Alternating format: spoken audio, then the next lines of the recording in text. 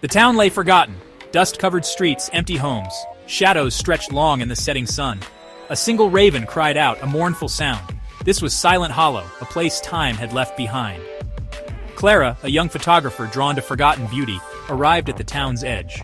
Her camera hung heavy around her neck, a promise to capture the town's haunting aura. Her eyes, however, were drawn to a crumbling structure on the hill, the old radio station. A faint static hummed in the air, barely perceptible. It called to her. Despite the unsettling stillness of the town, she felt strangely drawn to the station, an inexplicable curiosity, a pull towards the unknown. As she walked, the wind picked up, whispering through the empty streets like mournful voices. Or were they warnings? The radio station stood decrepit yet imposing. Paint peeled from its walls like scabs. The inside was dark, filled with cobwebs and dust-covered equipment. The air felt heavy, thick with the silence of ages. Clara stepped cautiously inside, her hand brushing against the cold metal of the door. A shiver ran down her spine. The silence wasn't empty, it was filled with unseen eyes, with the weight of forgotten memories. She reached out to a microphone, its metal cold and vaguely damp. As she touched it, the static in the air intensified, morphing into whispers, voices from the beyond. The hair on the back of her neck stood on end. A single word, clear and terrifying, cut through the static. Clara. Panic swelled in her chest. How could they know her name? This town? This station? It was all supposed to be a mystery. She backed away towards the exit.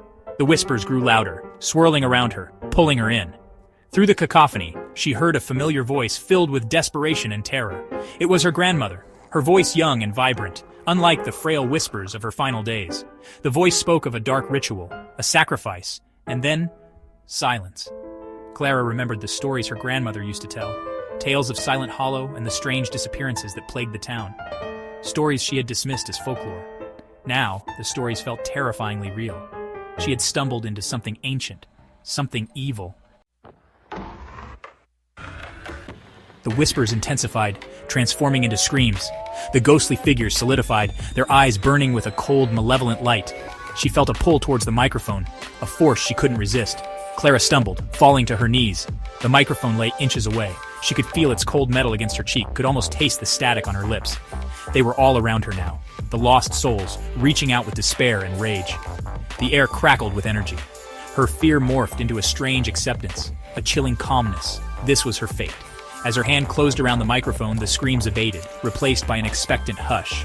Then, her voice, filled with a terror she no longer felt, echoed through the empty station, out into the desolate airwaves. The broadcast had begun.